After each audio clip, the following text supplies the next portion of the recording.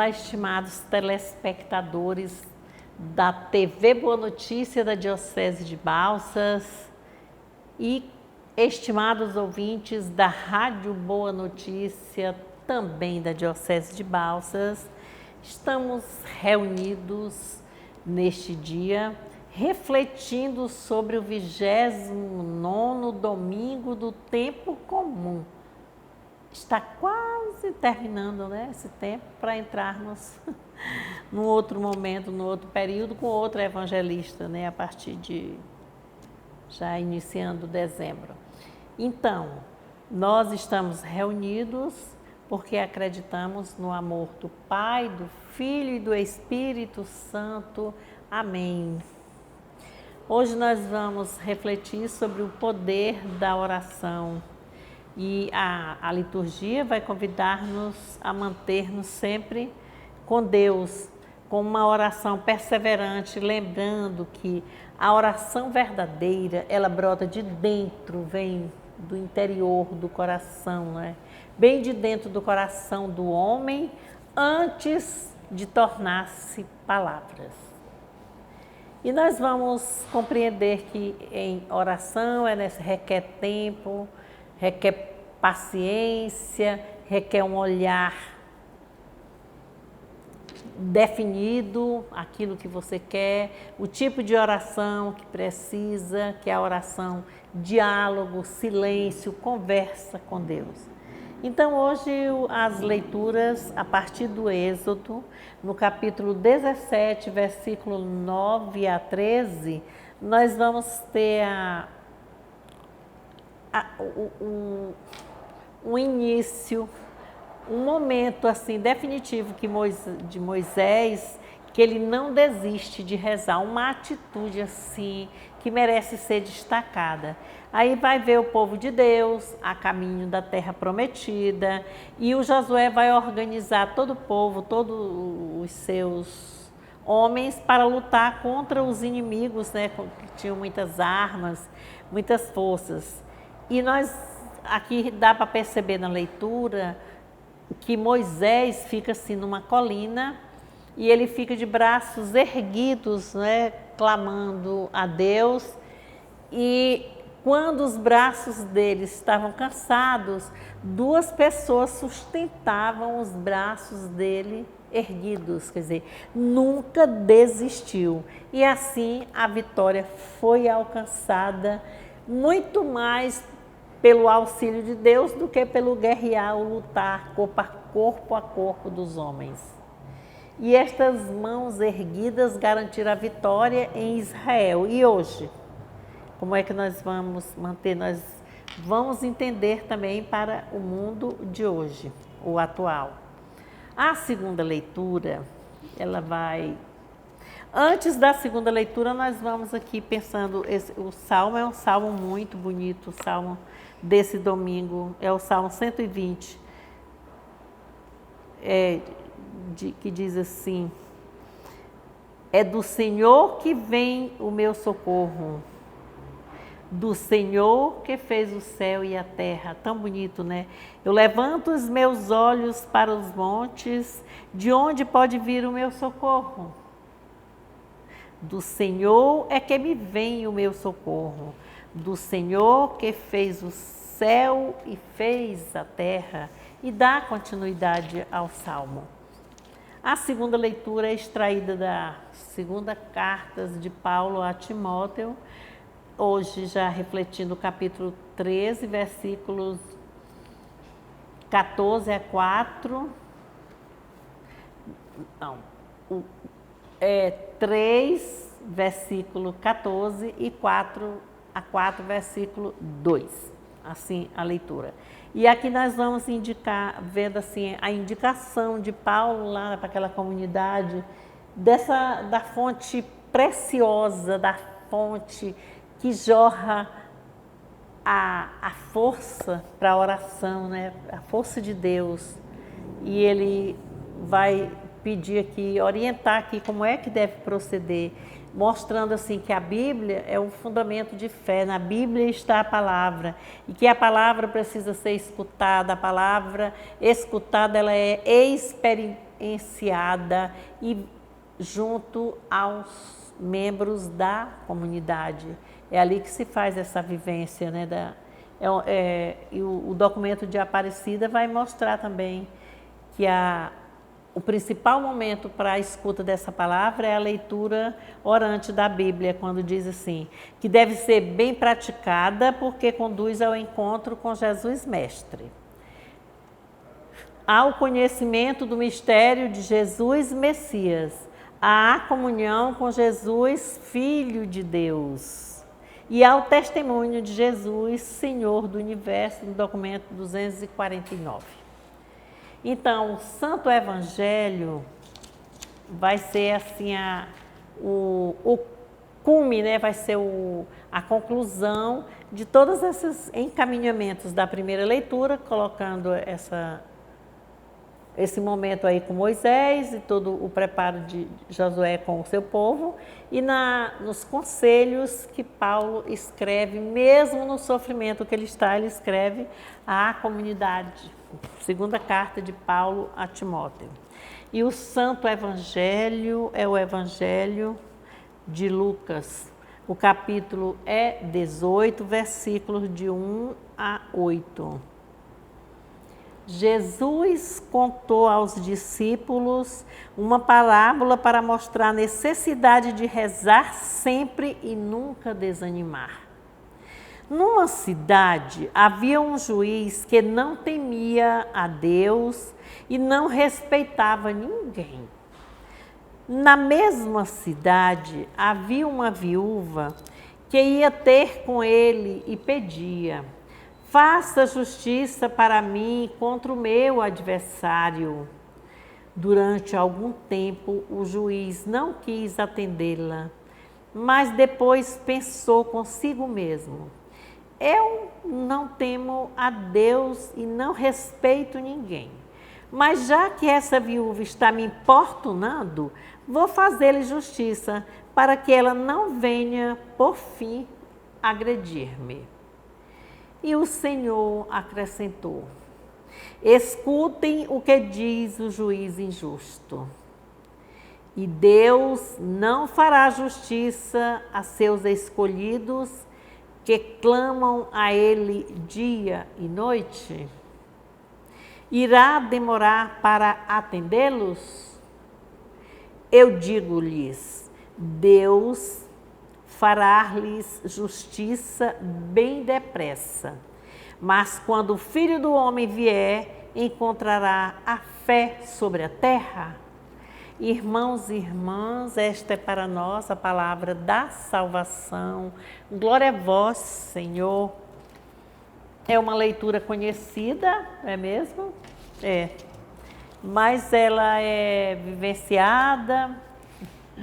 Como é que nós vamos caracterizar aqui como um evangelho assim difícil da gente ouvir e querer dizer logo o que é. Mas aqui não é para dizer o que é, aqui é para ser vivenciado.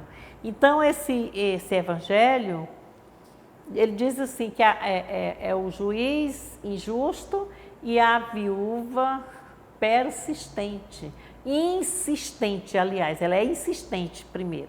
Nós é que vamos receber a orientação de sermos persistentes após ouvirmos esse evangelho.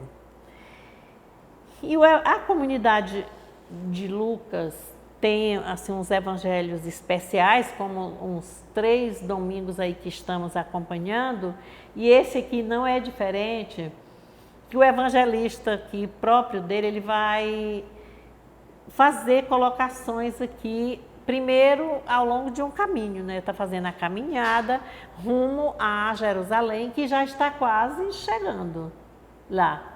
Uns 2 domingos mais e nós encerraremos essa parte desse caminho, dessa evangelização, aprendizado, catequese, no sentido teológico, não é no sentido físico, de Jesus com o seu discipulado.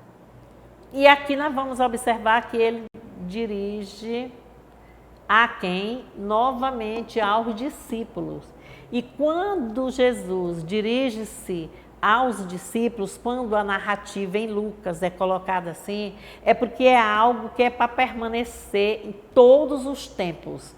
Tanto naquela época lá junto ao povo de Israel, na continuidade, como até o momento atual que estamos vivenciando. E aí aqui nós vamos observar que é uma parábola.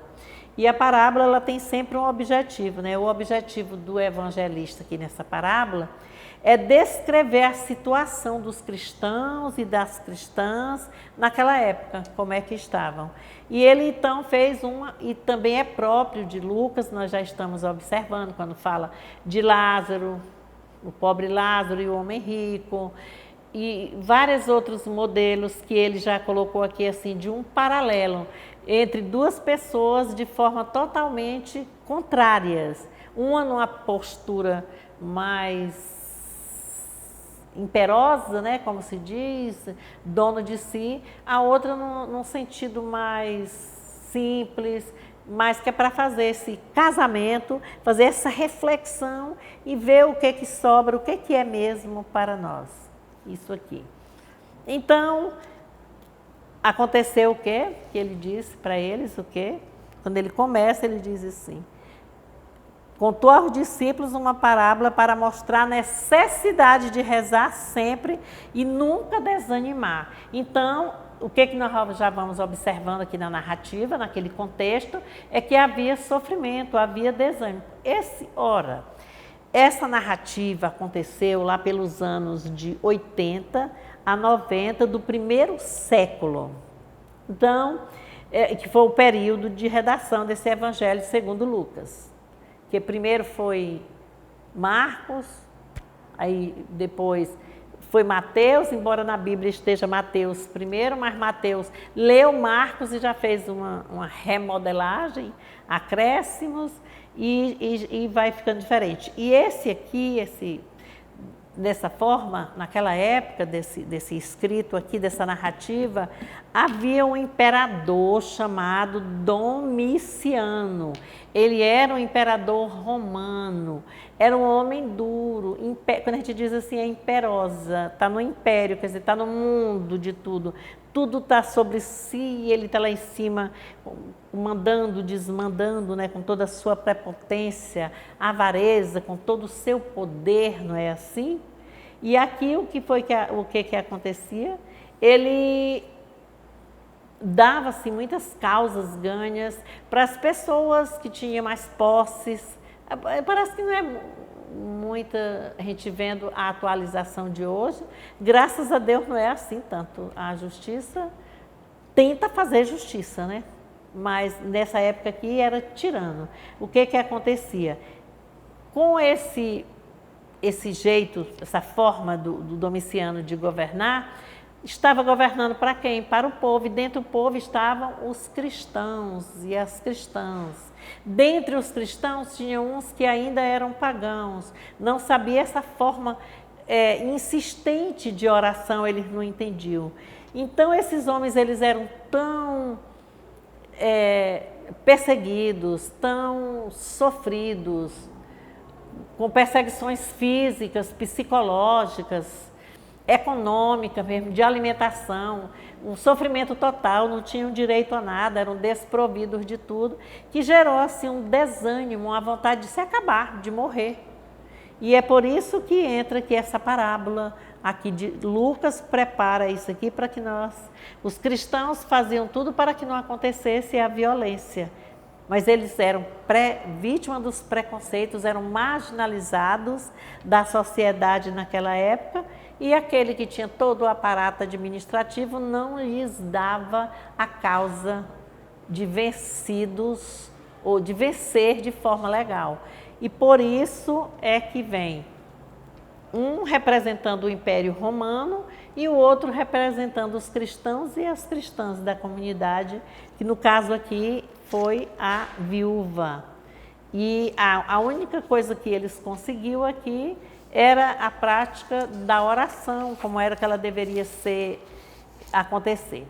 Então, o juiz é a imagem do imperador, do Império Romano, que perseguia, que hostilizava, que maltratava, que era prepotência, era os donos do mundo, olhava por cima do ombro. A viúva é a imagem da comunidade cristã, das vítimas, injustiçados, sofridos, perseguidos. E aí aqui é que vem a orientação aqui de Lucas. Ele vai começando, pega o versículo 1 aí como uma introdução e vai começando toda o desenrolar da história. Vai mostrar essa situação e daí coloca o primeiro personagem, que é o juiz. Depois, a segunda personagem aí, que é a segunda pessoa, e no caso é a viúva. E a viúva, ela vem de forma simples, ela vem pedir, ela vem implorar para ele que fizesse justiça com ela, na causa dela, contra o adversário que ela tinha. E ele não dava muita confiança, né? Como era próprio dele, do contexto daquela época, mas ficou uma hora de tanto ela insistir. Água mole em pedra dura, tanto bate até que fura, os nossos provérbios, né, populares. Ele ficou chateado, disse: eu não respeito Deus, eu faço o que eu quero, tenho tudo o que eu quero, mas sabe, para me libertar dessa mulherzinha aí, dessa viúva, eu vou fazer justiça para ela, pelo menos ela não vem agredir-me. E representa aí o quê? O valor da comunidade. E o momento aqui específico, o valor da oração, da insistência gera a prática, a experiência, a persistência. E aí o temor de Deus aqui, quando o juiz diz: eu não temo a Deus, não vamos comparar o temor com o medo aqui. Não é que eu não tenho medo, não, o medo aqui, mas é a questão da reverência, do reconhecimento. Não reconhece Deus como com toda a sua grandeza, com todo o seu valor de um rei também, né? Não, para ele aquilo ali era indigno. É como um criador, não. Ele também era criatura, ele imperador, e querendo ser criador também, porque era criador de regras e de confusões. Mas aí a viúva, que representa essa comunidade cristã, mostrou aí como é próprio esse paralelo entre um mais forte e o outro reconhecido de forma de vivência na vulnerabilidade, quer dizer, na situação mais constrangedora, mais difícil, ele é colocado aqui a viúva. E a tradição bíblica aqui dela vai mostrar aqui que ela já insistiu, mas persistiu na oração. Aí a oração vem dizer para nós assim que rezar, é preciso rezar sempre. E que a oração é um diálogo, a oração requer silêncio, requer um preparo pessoal, quer dizer, um silêncio consigo, um momento de conversa com Deus, porque a oração pode ser no sentido de agradecimento, no sentido de louvor, de reconhecimento, mas também no sentido de pedir. Mas tem gente que pede demais, não é? Que só quer pedir. Aí é a oração comercial, no caso. Mas rezar é, sobretudo, conversar com Deus, falar e escutar. Por isso que na oração que é aconselhada aqui, a oração orante da Bíblia, você lê o texto, você vai... O que é que o texto diz em si, o que é que o texto diz para você, o que é que você diz ao texto. Essa forma contemplativa que vai gerar dentro da oração aqui, é preciso silêncio, é preciso momento, é preciso contemplar, mesmo que seja de olhos fechados. É preciso escutar, deixar revolver dentro da gente aquilo, como é, para que caminho que nós vamos. O silêncio é profundo e precisa uma resposta vivencial. E essa resposta não é, daqui a um tempo eu vou responder. Não, você já vai chegando. Porque aí vai assumir várias formas. É a ação de graça, como estamos falando, a contemplação, a profissão de fé, a declaração de entrega mesmo, pedido. Então, é um desafio, assim, nessa semana, está sendo pedido aqui para nós, nesse mês missionário, que nós tenhamos, assim, um espaço, um momento que nós possamos ter essa oração pessoal e que nós insistamos com Deus, assim como o povo de Israel, assim como aquela viúva insistiu com aquele juiz, como aqueles dois seguraram os braços de Moisés, assim, para não desfalecer o braço, não esmorecer, que nós também insistamos para que Deus atenda-nos nos momentos precisos, levando em conta que nós precisamos ter em Deus a confiança e, sobretudo, a perseverança, a humildade, entendendo que Deus é o Senhor da vida. E nós precisamos observar, sim, somos batizados? Somos. Então, já somos ungidos para a evangelização. Então, o batismo é necessário que seja lembrado. Mergulhe nas águas mais profundas. Então, nesse batismo, ele vai exigir um êxodo. O que quer dizer êxodo? Saída de para. É um avanço, dar continuidade, de cabeça erguida, de braços erguidos aqui. No bom sentido, não é o tempo gritando todo com o braço, mas dentro desse avanço para mostrar que a evangelização está sempre assim, dispostas, aberta, para que nós possamos abrir nossos olhos e entender tanto a evangelização pelos sinais dos tempos, pelos sinais nas pessoas, em tudo que nós vamos fazer. Então, a parábola vai mostrar para nós que vale a pena lutar. Lutar, mesmo quando tudo parece que haja uma conspiração contra nós. Mas nós precisamos lutar sem desanimar, mesmo contra as forças contrárias. Mas lutar no bom sentido, no sentido de saber lutar, pedir sabedoria, insistência, persistência. Não é o lutar querendo a derrota do outro. Assim também não dá certo, não. Essa insistência da viúva, ela vai mostrar algo para nós, assim, de que não pode haver também esse espírito de conformismo. Deixa estar, Deus quer assim. É um não à violência, tudo bem, mas porque a construção do reino de Deus exige, sobretudo, paciência e coragem para lutar sem desanimar. Nós precisamos colocar em mente isso.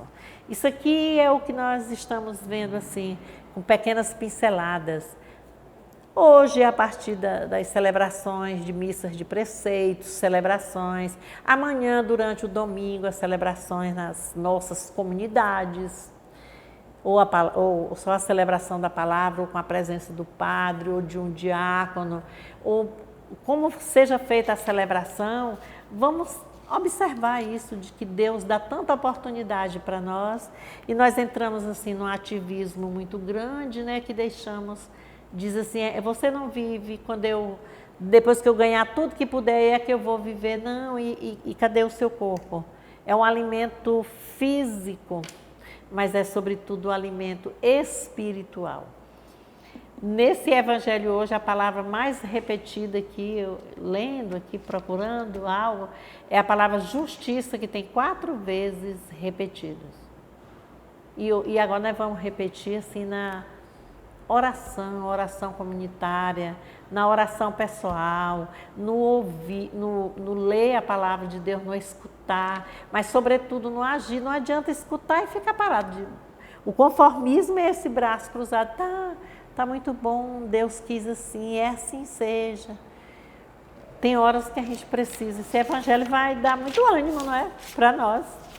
Lendo aqui, sentindo-me assim, com vontade de lutar mais ainda. Meu Deus, nós precisamos olhar uns aos outros, amar uns aos outros. Esses domingos aqui, esses últimos domingos, já nós estamos bem nos 4, com essa caminhada de Jesus com os discípulos rumo a Jerusalém, onde terá o quê?